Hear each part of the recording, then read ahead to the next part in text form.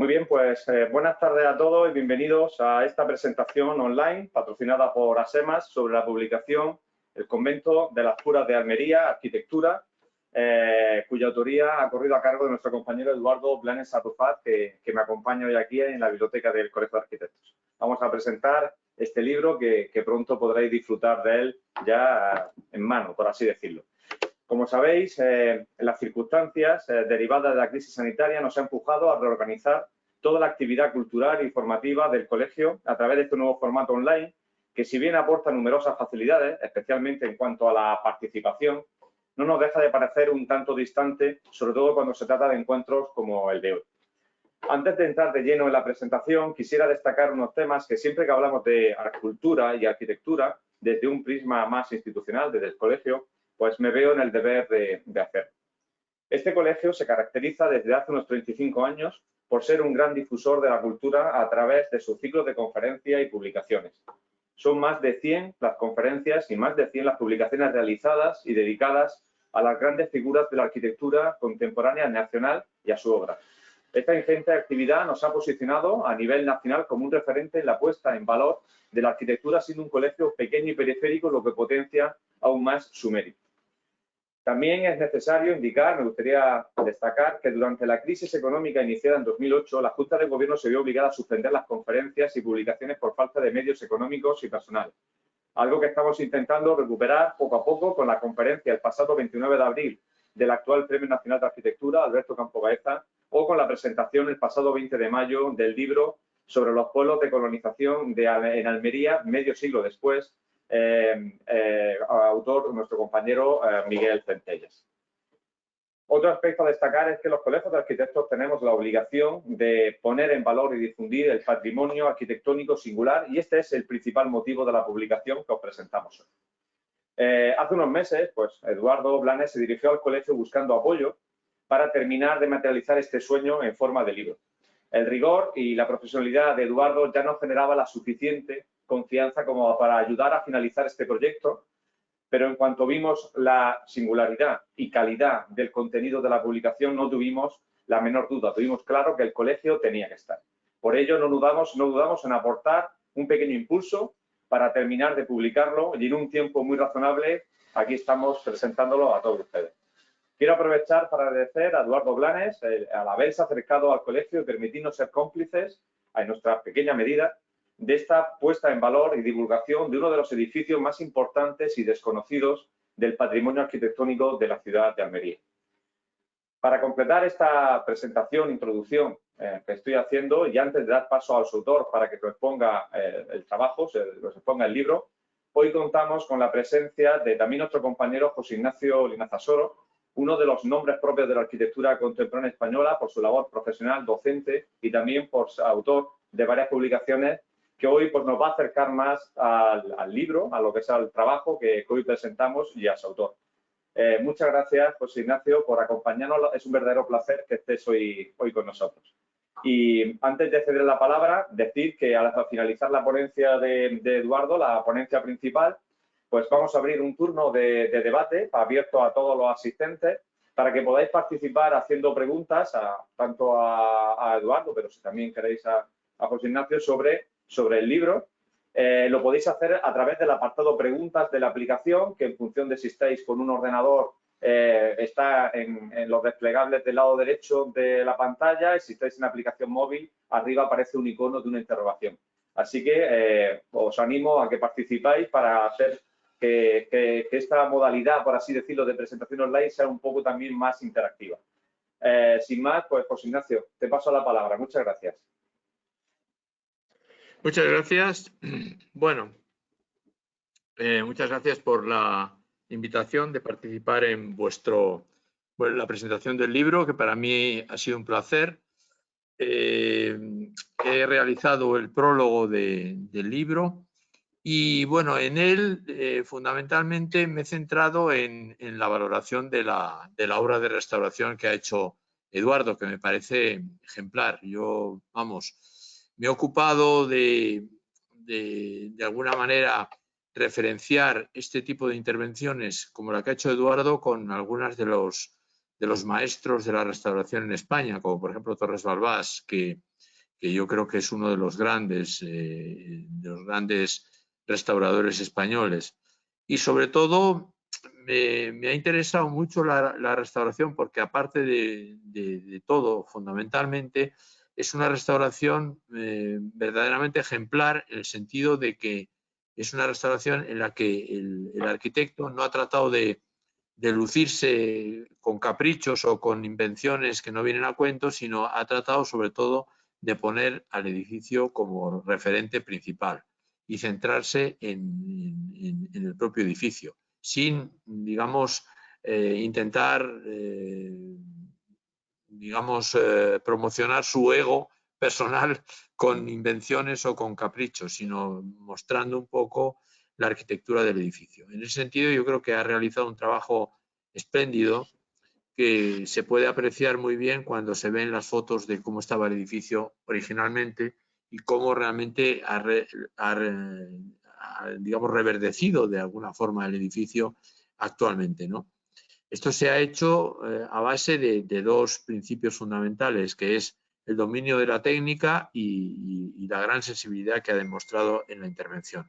El dominio de la técnica porque realmente, digamos, Eduardo se ve que es una persona, un gran profesional que controla muy bien todos los aspectos constructivos de los edificios y esto era imprescindible para intervenir en un edificio como este, que realmente tenía muchos problemas de estructura, sobre todo por las intervenciones desafortunadas que se había hecho sobre él en los años 60 y 70, sobre todo ya después de la guerra, ¿no? Para poder reforzarlo y para poder rehabilitarlo, ¿no? Entonces, el deshacer todo ese tipo de intervenciones desafortunadas y proceder con cautela y al mismo tiempo con acierto es una labor difícil, una labor arriesgada que solamente un profesional como Eduardo podía realizar con acierto, ¿no? Esto se ha hecho, pero no ha quedado solamente así, sino que también para realizarlo con buen resultado ha hecho falta también una dosis importante de sensibilidad, que yo creo que se demuestra en el tratamiento de todos los elementos del convento, en la restauración y en muchas cosas que se han ido haciendo, pequeños añadidos, pero con un grado de modestia y de carácter anónimo que permite que al final el edificio sea, digamos, un edificio restaurado, rehabilitado, pero sin que se acuse la presencia del arquitecto que lo ha realizado, sino tan solo precisamente por ese carácter de precisión, de sensibilidad y de buen hacer. Esto es a lo que me refería en la introducción del libro. Pero una vez visto el libro ya impreso y una vez habiéndolo tenido en las manos, pues he podido comprobar también las virtudes del libro, que eso es algo a lo que no me podía referir cuando redacté el prólogo. Y en ese sentido me parece que el libro es realmente estupendo, es un trabajo, no solamente por el contenido, que ya lo conocía cuando redacté el prólogo, sino también la factura del libro, es decir, cómo está realizado, cómo está impreso, cómo están cuidadas las imágenes, cómo está maquetado. Me parece un libro excelente, un libro que no se refiere solamente al convento, sino también que incardina el convento dentro del trazado urbano y explica una buena parte de la historia de Almería a través del propio convento. Esto me parece que es un punto muy importante del libro que hace que el libro trascienda, digamos, lo que puede ser simplemente una guía del convento o una memoria de la restauración que se ha hecho, porque realmente es un trabajo de investigación muy importante en ese sentido, de incardinar lo que es el convento dentro de la ciudad de Almería y destacar en ese sentido sus valores urbanos y no solamente sus valores como edificio en sí mismo. Y bueno, insisto, y el libro en sí mismo, que también es verdaderamente una aportación, yo creo, a la cultura arquitectónica de Almería y que yo espero que sea apreciado no solamente por los arquitectos, sino también por el público en general, por todos aquellos estudiosos e interesados por la historia de la ciudad y por la historia del convento, ¿no? Que yo creo que es un edificio en principio modesto, un edificio, pero que tiene un encanto, un gran encanto. Yo no lo conozco personalmente, no he podido visitarlo, pero lo que se deduce de las imágenes y lo que se deduce de lo que nos cuenta Eduardo, pues yo creo que es un espacio, digamos, que tiene muchísimas virtudes arquitectónicas, entre otras la modestia, pero también el calor de una arquitectura que realmente tiene una escala apropiada, una escala doméstica y unos valores realmente excepcionales, como tienen muchos conventos de clausura, ¿no? Y bueno, no quiero añadir mucho más porque no me quiero extender demasiado. Simplemente darle la enhorabuena a Eduardo y al Colegio de Arquitectos de Almería por haber contribuido también a la realización de ese trabajo que me parece excelente. Tanto el trabajo que ha realizado Eduardo como el propio libro en sí. Pues muchas gracias. Eduardo, cuando quieras. Muchas gracias, José.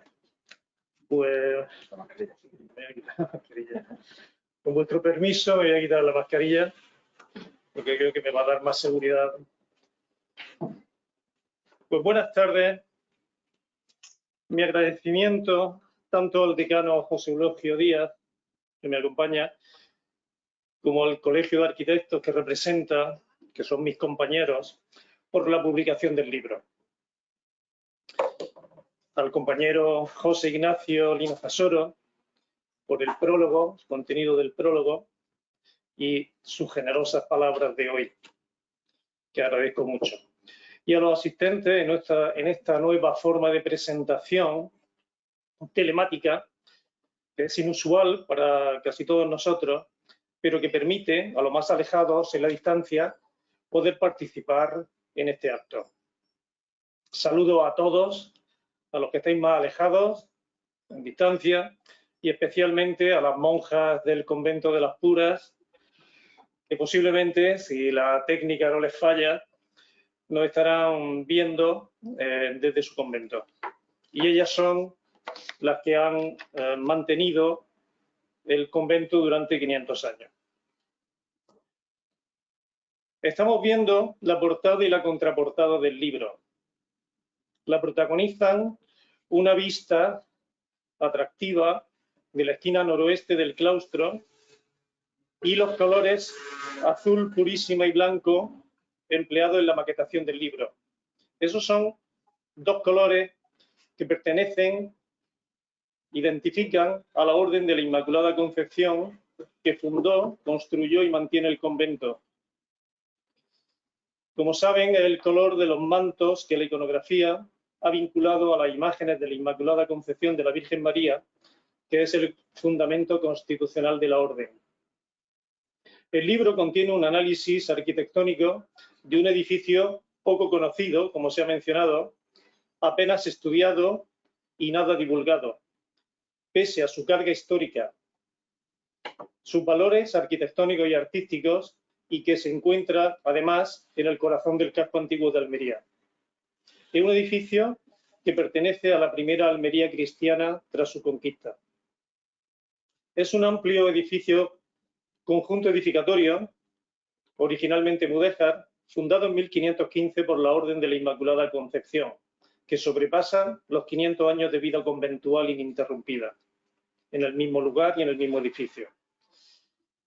El libro contiene en el capítulo 1 una aproximación somera al conocimiento y comprensión de los fundamentos espirituales de la vida contemplativa y la clausura, que justifican y son la razón de ser del edificio, y que conviene tener una mínima aproximación para poder entender cómo son estos edificios.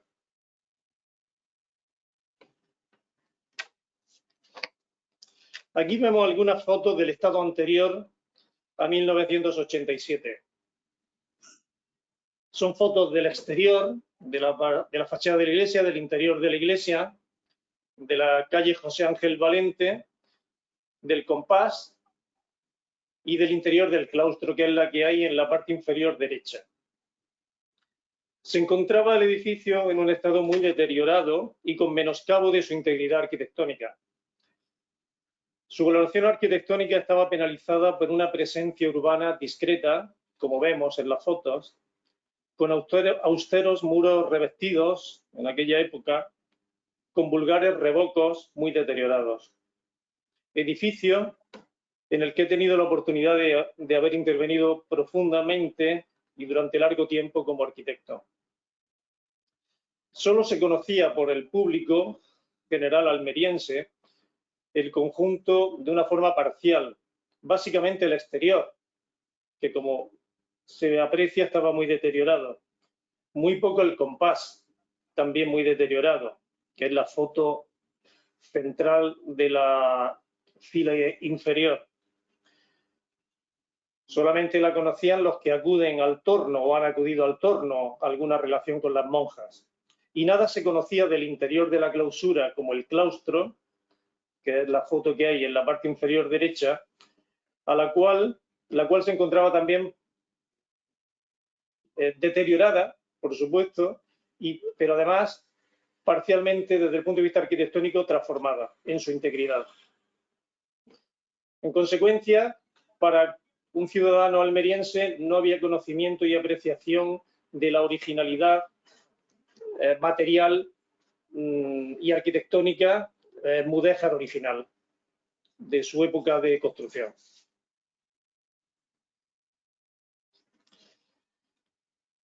Estas son las imágenes que se tienen hoy día, que se aprecian y que son visitables del convento. Se reducen a la parte más conocida, que es la iglesia, transformada en el barroco y que ha mantenido oculta en la intimidad y aislamiento de la clausura su identidad original mudéjar, como he dicho antes, que siendo inaccesible solo ha podido ser visitado en contadas ocasiones. Ha habido algunas visitas al interior del convento, pero muy reducidas, y es prácticamente desconocido, sigue siendo desconocido el interior del convento.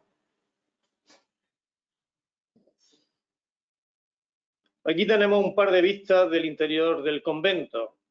La de la izquierda es una vista desde la azotea del claustro en visión hacia la Alcazaba, el primer monumento de nuestra ciudad, desde el claustro. Y la otra, la vista de la derecha, es una vista del compás, que es una parte accesible, no pertenece a la clausura, y que se accede desde la calle Cervantes, pues desde esto que estamos viendo del compás, la parte del compás, está visto desde el cuerpo de la puerta Reglar, que después veremos un poco más. El capítulo 2 del libro trata de los invariantes de la tipología o modelo arquitectónico conventual a la que pertenece el convento de las Turas. La tipología conventual sintetiza los rasgos comunes que caracterizan los edificios donde hacen vida en comunidad las diferentes órdenes monásticas. Y nos referimos en particular a las que lo hacen en clausura. La vida monástica se estableció en el siglo VI con la regla de San Benito, que queda sintetizada en la expresión ora et labora, y la tipología que la alberga, esta vida en comunidad, se configura antes del siglo X por los modelos originarios de Saint-Gall, de los monasterios de Saint-Gall y Cluny, que evolucionan y se extienden en adelante por toda Europa. Este convento es heredero de ese modelo o tipología conventual con los orígenes que he señalado. Es una tipología modelo que ha permanecido prácticamente invariable a lo largo de los siglos hasta nuestros días y cuyas estructuras arquitectónicas están concebidas para dar autonomía a la comunidad de clausura. Conforman una ciudad de interior en el doble sentido, tanto edificatorio como de vida aislada comunitaria. Se establecen tanto en el ámbito rural como urbano, el caso de este convento de Almería es urbano, y los conventos se extendieron por la España conquistada al Islam y por las fundaciones conventuales de la América hispana como instrumentos de evangelización.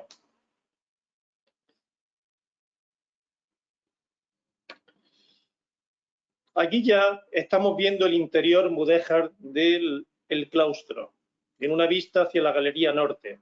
Se ve al fondo un patio enlazado unido al patio del propio claustro que le otorga una transparencia interesante desde el punto de vista visual y arquitectónico, y al fondo se ve la sala de labor con un acabado de cubierta en tejado. El claustro es el elemento nuclear interior en torno al que convergen las principales dependencias conventuales. Es el centro de la clausura, lugar de estancia y de paso a la vez. Su configuración arquitectónica se singulariza por las galerías abiertas, con pórticos, con columnas, arquerías o adinteladas, e invita al orden, a la reflexión, al silencio y la paz. En el convento de las Puras es una pieza arquitectónica unitaria, equilibrada y sugestiva. Este bello espacio arquitectónico es el gran desconocido del patrimonio histórico-artístico almeriense, pese a ser del primer tercio del siglo XVI.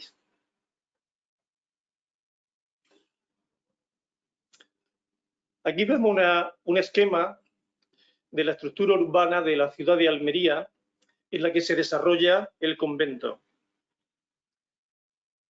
Sintetiza lo que era nuestra ciudad desde mitad del siglo XVI a mitad del siglo XVII. Es la ciudad tras la consolidación de la conquista y tras la destrucción o los grandes deterioros que produjo el terremoto de 1522. Fueron personajes determinantes tanto para la fundación de la Orden de la Inmaculada Concepción en Toledo en 1489 como del convento de Almería, la reina Isabel la Católica, Santa Beatriz de Silva, fundadora de la Orden, Gutiérrez de Cárdenas y Teresa Enríquez. En 1515, 5 monjas del monasterio de Torrijos en Toledo, acompañadas por Teresa Enríquez, su valedora, fundaron en Almería el convento sobre terrenos cedidos por su marido, Gutiérrez de Cárdenas. Tras la conquista por capitulación, la sociedad de Almería estaba dividida entre la mayoría de población mudéjar, luego morisca, y la minoría cristiana, conquistadora, dedicada a la nueva administración y el control militar. El terremoto de 1522 destruye y transforma la ciudad.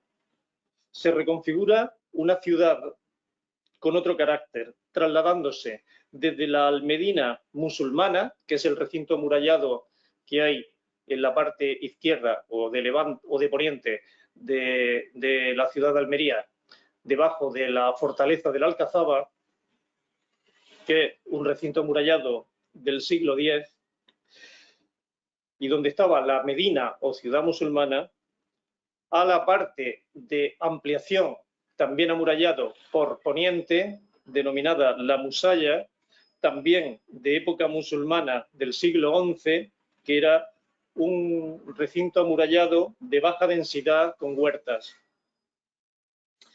En ese terreno de menor densidad de población, situado a levante, la Musalla, es donde la ciudad cristiana, la nueva ciudad, se va a asentar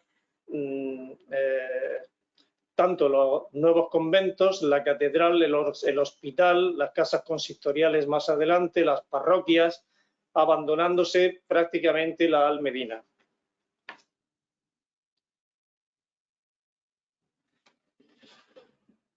En estas imágenes lo que vemos es una planta de zonificación del convento y una vista del claustro desde la galería oeste. El convento ocupa una manzana de 3.200 metros cuadrados, es bastante grande, en la parte central de la Musalla o la nueva ciudad cristiana. La planta del convento se subdivide en dos estructuras, sur y norte, nucleadas por patios separados por un cuerpo transversal este-oeste. La sur es la parte más original y definida arquitectónicamente y está configurada por cuerpos de edificación que delimitan el cuadrilátero del claustro. El claustro es el patio más las galerías que lo circundan. Este convento, como todos los demás pertenecientes a esta tipología, son conjuntos arquitectónicos complejos en los que los elementos esenciales son la iglesia y el claustro. Aquí vemos una sección longitudinal norte-sur por el claustro con vista hacia el este, hacia la iglesia. El cuerpo que hay en la parte derecha de la sección al fondo es la iglesia y el campanario, y en la parte izquierda el cuerpo que hay más elevado, que es el más alto del convento, es la torre Miramar. Pese a estar conformada, el conjunto tiene complejidad formal e identidad arquitectónica, pese a que está formado por la repetición, adición y combinación de una sencilla unidad básica y estructural y constructiva, que es una crujía de 6 metros de ancho, de muros de carga, 2 plantas y forjados de madera.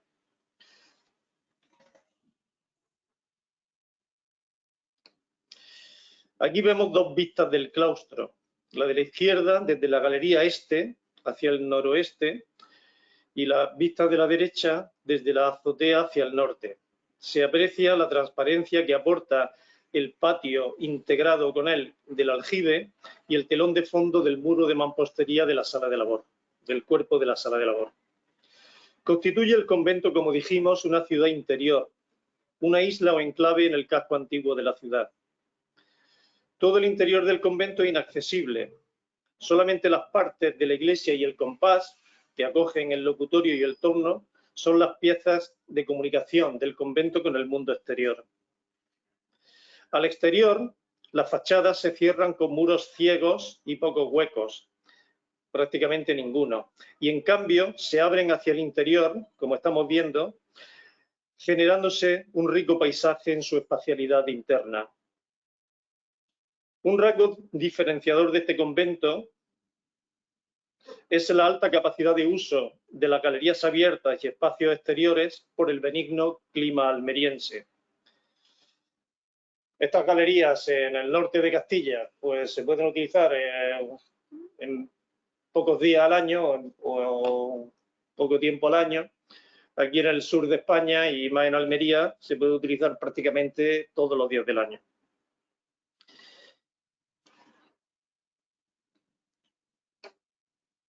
Aquí vemos detalles parciales del claustro. Si defendemos en el análisis morfológico de los elementos integrantes de la arquitectura a una escala más reducida, se incrementan las singularidades y sus variantes que no se aprecian en perspectivas más alejadas, como diversos tipos de columnas aprovechados de construcciones preexistentes. En la foto de la derecha vemos un capitel de procedencia califal de la Mezquita Mayor de Almería, está documentado. Fustes y basas que son de diferentes procedencias, variantes de cierres de galería, como en la foto de la izquierda, arquería a distintos niveles, policromías murales integradas, machones intercalados, protagonismo visual de los forjados de madera, cambios de niveles y alineaciones, preexistencias subyacentes, además de la variedad material y cromática.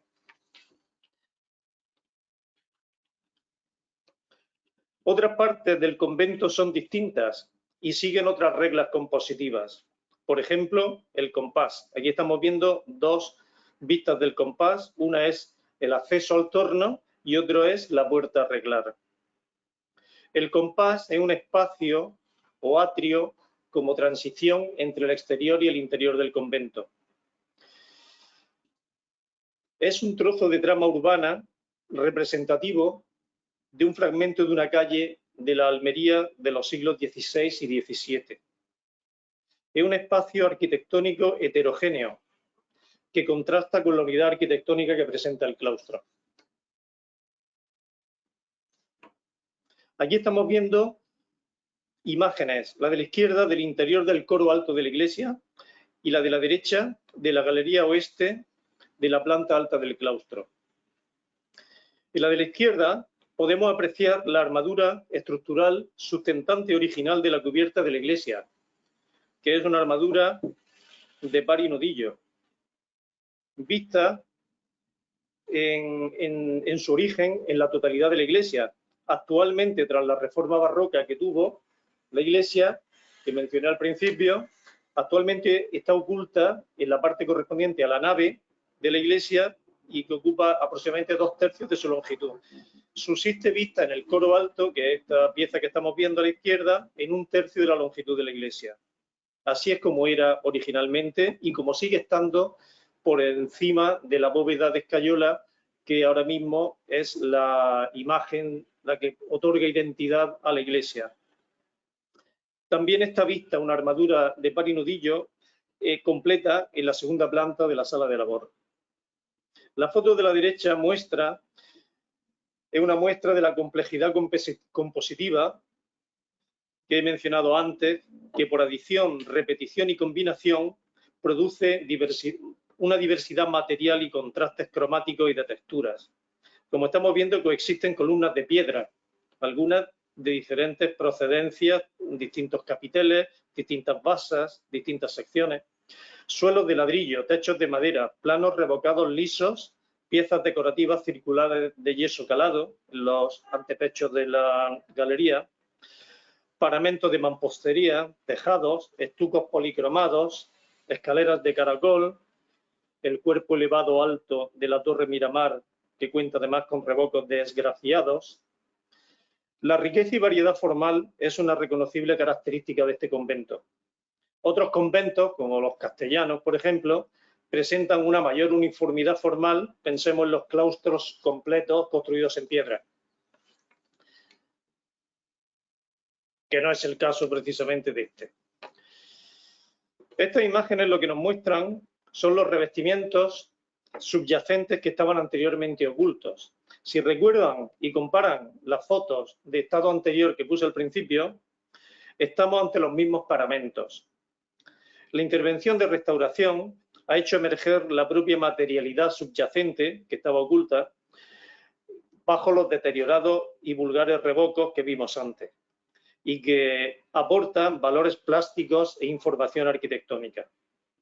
La foto de la derecha muestra además una vista de las pocas que ya quedan en nuestro paisaje urbano central de la ciudad, en que la alcazaba se encuentra presente en el fondo de perspectiva de la calle, que es la calle José Ángel Valente.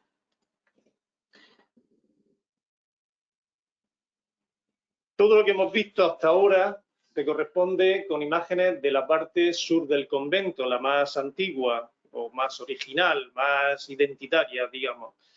Ahora lo que estamos viendo es una vista del patio norte, con la presencia de la Torre Miramar, que es el cuerpo más alto que hay ahí, y el cuerpo de la sala de labor, que es el tejado que se ve en la zona de la derecha. Este es el espacio del antiguo huerto. No tiene un carácter de diseño unitario, como el claustro, al contrario, presenta heterogeneidad de sus cuerpos arquitectónicos. Su trazado no es ortogonal ni tiene unas alineaciones muy definidas, cuenta, sin embargo, con singularidades estructurales, contrastes de altura, empleos de esgrafiados en revocos, etc. Aun cuando este libro se centra en el análisis de la arquitectura, existen también en el convento pinturas murales integradas en los paramentos, de las que muestro dos. Uno, el superior, es el friso sobre el torno en el compás, y el inferior es una muy buena composición y que, a mi juicio, de gran calidad, de San Miguel Arcángel, que se encuentra en el paramento lateral de la escalera de piedra de la esquina suroeste del claustro.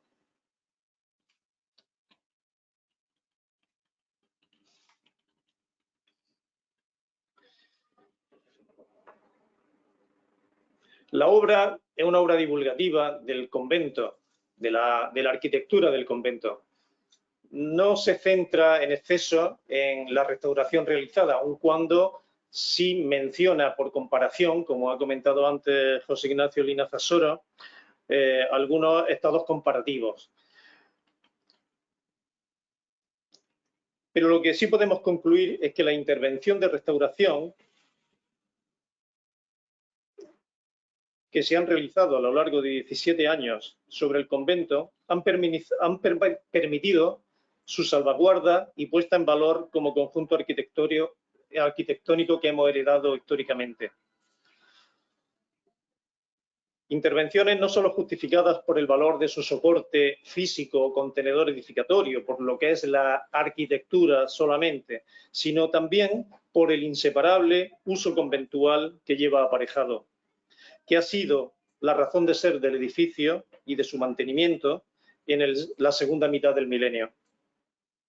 Este tipo de edificios, aparentemente modestos y degradados constructiva y estructuralmente, como vimos en las fotos del inicio de mi intervención, que así se encontraba en el pasado, poseen unos valores intrínsecos que una labor de estudio y restauración arquitectónica pone de manifiesto y rescata, y transmite a las sucesivas generaciones un conjunto patrimonial salvaguardado, que en este caso constituye además, en palabras que emplea José Ignacio Linaza Soro en el prólogo del libro, un vestigio de una ciudad en buena medida ya desaparecida.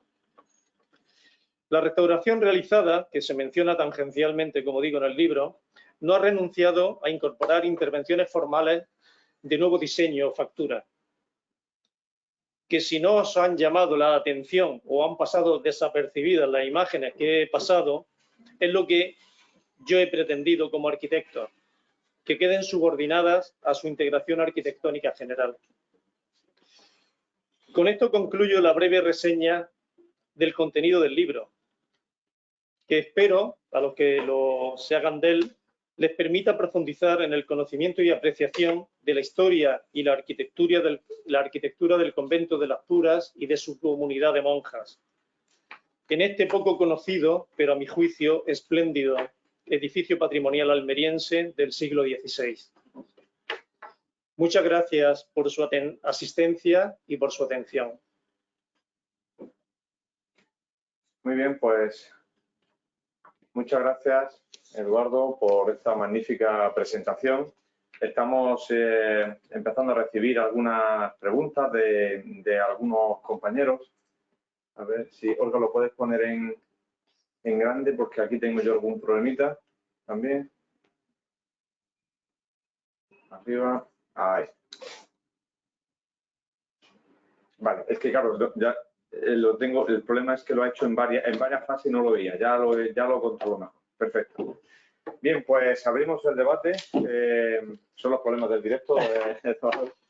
Bien, mira, nuestro compañero Carmelo Ventué nos pregunta que, siendo el convento patrimonio oculto de la ciudad, lo público es tu libro, que a partir de ahora es el patrimonio público de la ciudad, por así decirlo, el libro. Cuando nos paseamos alrededor del convento y miremos sus tapias, lo que veremos tras ellas es tu libro. Serán su libro, efectivamente. Es que se queda un poquito pequeño el mensaje. Así que más que una pregunta, es un halago de nuestro compañero Carmelo Ventué. Muchas gracias. Pues gracias, Carmelo, compañero y amigo.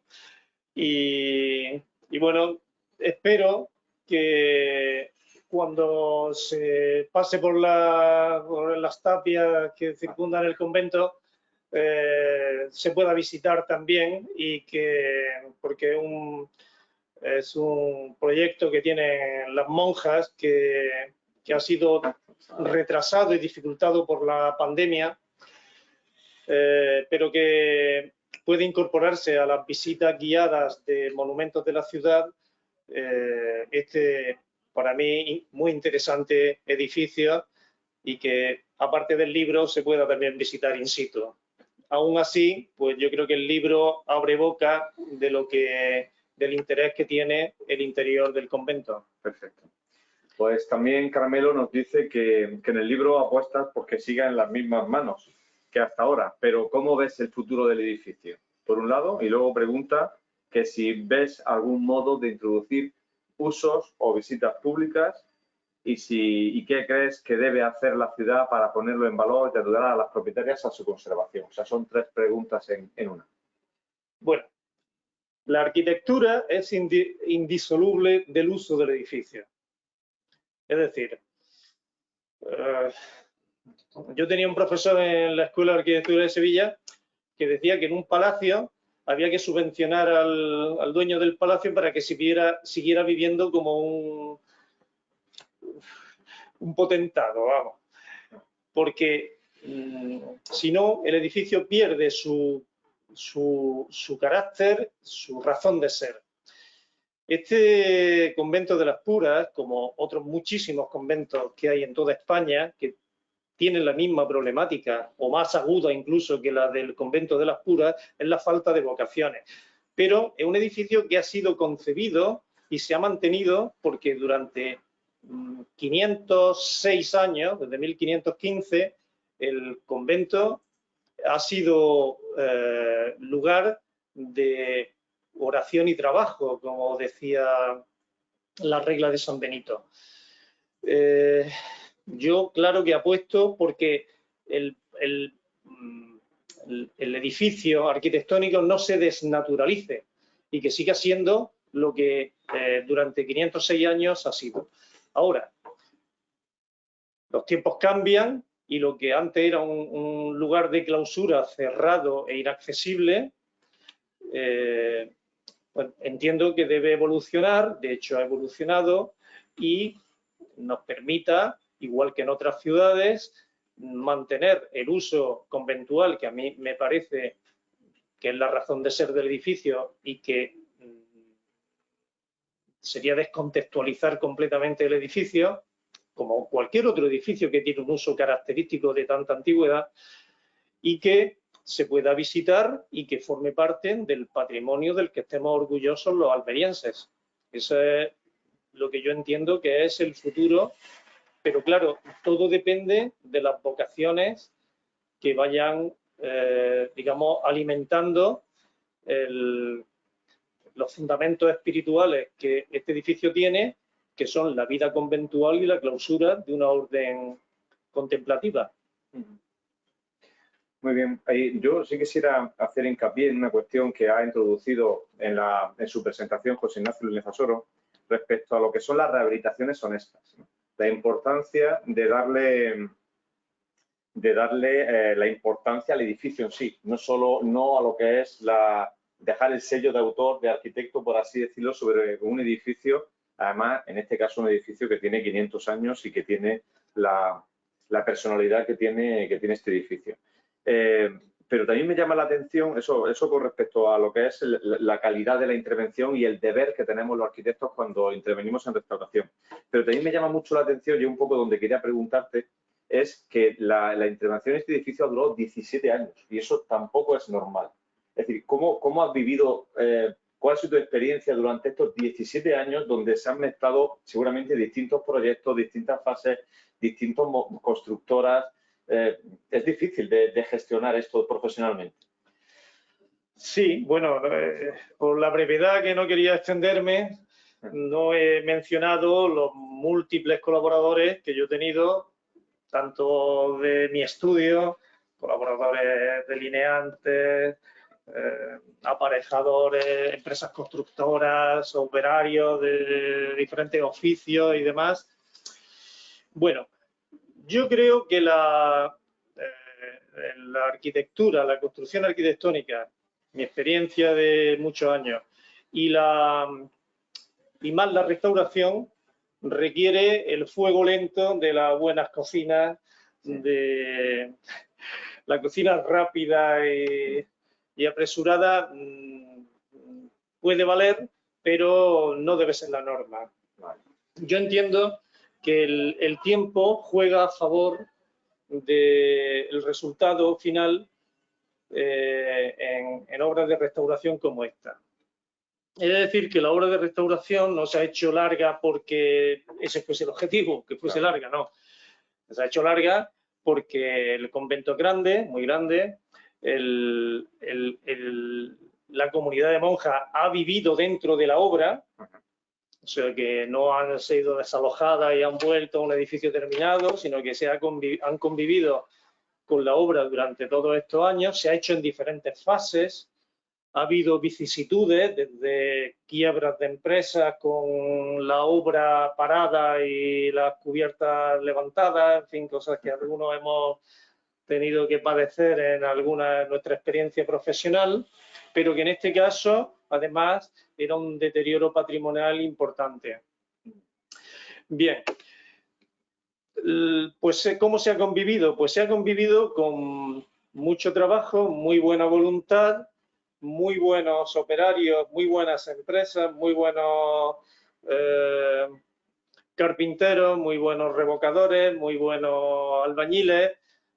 Es decir, todos almerienses, por cierto, y que para mí es un orgullo y una satisfacción que, siendo de diferentes extracciones, no siendo especialistas prácticamente ninguno en materia de restauración, todos se han implicado con una obra que hemos considerado todos, y yo el primero, como una obra capital en nuestras trayectorias profesionales. Entonces, el transmitirle a los operarios que al final están cobrando un sueldo y se están subiendo un andamio y bajando como en cualquier otra obra, esa inquietud, pues yo estoy muy agradecido a ellos, porque las obras materialmente las hacen ellos, las dirigimos nosotros les podemos intentar dar un sello y demás, pero si no encuentran operarios y empresas constructoras que se integren en un proceso en el cual el trabajo, el cariño y los buenos conocimientos artesanales y profesionales son imprescindibles, pues no llega a buen puerto. Afortunadamente este no ha sido el caso. Un caso, para mí ha sido una experiencia irrepetible, pero puedo contar hoy con orgullo que la experiencia ha sido buenísima con todo el personal que hemos tenido en obra. Muy bien. A lo cual ha contribuido el plazo dilatado y no hacer las obras con mucha prisa. Con urgencia. Sí, la verdad es que las cosas tienen su tiempo. Eso sí. Mire, pues tenemos a Juan Luis Ainat Bayón, que es compañero decano del Colegio de Abogados de Almería, que nos felicita por la publicación, especialmente a ti, Eduardo, también al Colegio por la edición, así que nos da la enhorabuena. Muchas gracias, Juan Luis, por tus palabras. Sabemos de tu implicación también en temas culturales y de tu placer por la cultura en general y en especial la cultura de Almería. Nuestro compañero Manolo Carmona también da la enhorabuena. Eduardo dice si alguien sabe... dice enhorabuena, Eduardo, un magnífico libro, acorde con las intervenciones que ha realizado. Y también nuestra compañera Inmaculada Rumí pues te da la enhorabuena, perdón. Dice que si alguien sabe y conoce este convento eres tú. Me ha hecho recordar muchos momentos compartidos en este libro, que este libro culmina una actuación de dedicación a esta restauración y a tu dedicación personal y profesional. Así que, con muchos reconocimientos de compañeros. Bueno, el reconocimiento de compañeros es lo mejor que elogio que puede tener un arquitecto en este caso.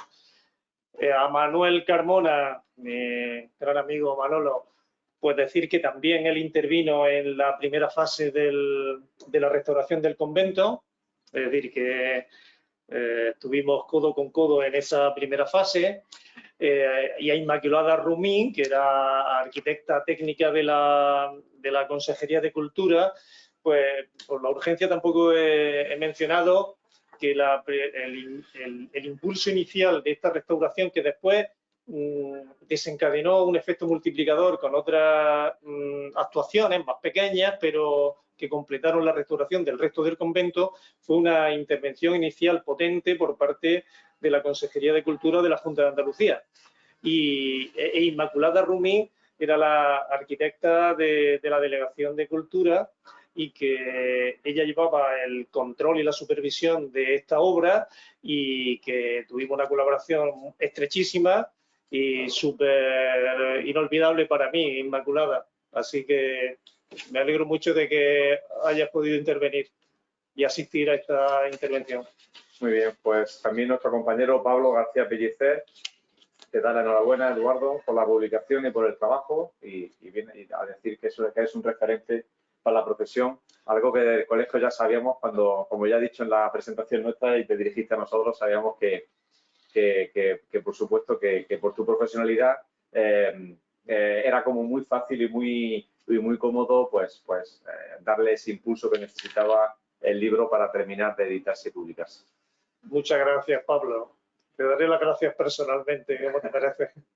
Muy bien, pues ahora mismo no hay más preguntas. José Ignacio, si quieres hacer algún, no sé, como alguna especie de epílogo o algo, alguna cuestión. Nada, yo de nuevo me gustaría felicitar en primer lugar a Eduardo por su trabajo, tanto por su obra, que yo creo que es lo principal y que, como ya he dicho y se ha puesto de relieve a lo largo de su explicación, es una restauración ejemplar por tantos motivos, como por su trabajo en el libro, ¿no? Que ha hecho una investigación realmente exhaustiva tanto del convento como de su implicación en la ciudad de Almería, con lo cual yo creo que es un trabajo que contribuye notablemente a la divulgación y al estudio de la ciudad y de la relación entre arquitectura y ciudad, partiendo del convento y de la trama urbana que lo acoge. Y finalmente quisiera también de nuevo insistir en la calidad del libro, en el trabajo que ha realizado, ya no solamente de investigación histórica y descriptiva del convento, incluso conceptual, sino también por la propia elaboración del libro, por el libro como maquetación, como objeto, que yo creo que es también un libro ejemplar y que yo espero que tenga la conveniente difusión para el bien de la ciudad y para el conocimiento de este edificio tan singular y tan interesante. Y nada más, muchas gracias. Y enhorabuena, Eduardo, de nuevo. Gracias, José Ignacio. Mi admiración por tu obra y la relación que hemos tenido, que este libro nos ha profundizado. Para mí ha sido un honor que puedas prologar el libro y además con la generosidad que lo ha hecho. Muchísimas gracias. Perfecto. Bueno, Gracias pues por último tenemos a Silvestre Martínez, que también felicita a Eduardo y al Colegio para la Publicación y que recuerda que pudo visitar el convento de tu mano y que fue una experiencia única. Así que muchas gracias. También y otra felicitación de parte de Pilar Pérez Nave. Bueno, pues no sé si, Eduardo, ¿quieres comentar algo respecto a la disponibilidad del libro? Sí, solamente decir que el libro está ya en las librerías de Almería, que se puede pedir o bien, bueno, se puede comprar, está ya disponible en las librerías y también se puede pedir por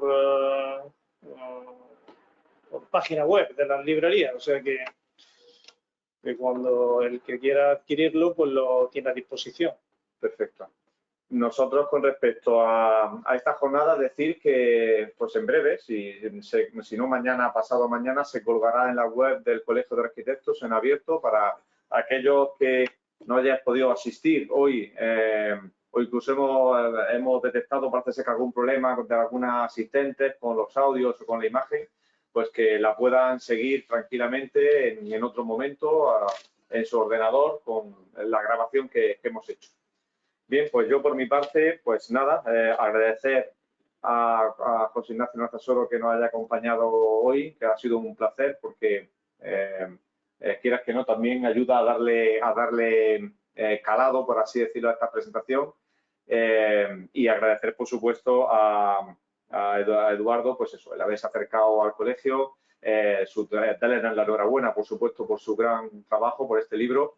Y ya está, y que seguiremos viéndonos en el colegio para más cuestiones que vayan surgiendo. Encantadísimo. Agradeceros a todos la asistencia, ha sido un placer, la verdad es que ha estado bastante bien la participación de hoy, unas 70 personas, así que es de agradecer que hayáis estado interesados en acompañarnos esta tarde. Y por mi parte, pues nada más, darle a todos las gracias y la enhorabuena a Eduardo y hasta la siguiente. Pues muchas gracias a todos los que habéis participado asistiendo y los que habéis participado también en los comentarios. A todos, aunque no haya dado las gracias uno a uno, pero os doy las gracias en conjunto. Muchas gracias. Gracias a vosotros. Y adiós, José Ignacio. Adiós. Adiós. Hasta luego. Hasta luego. Cuando quieras.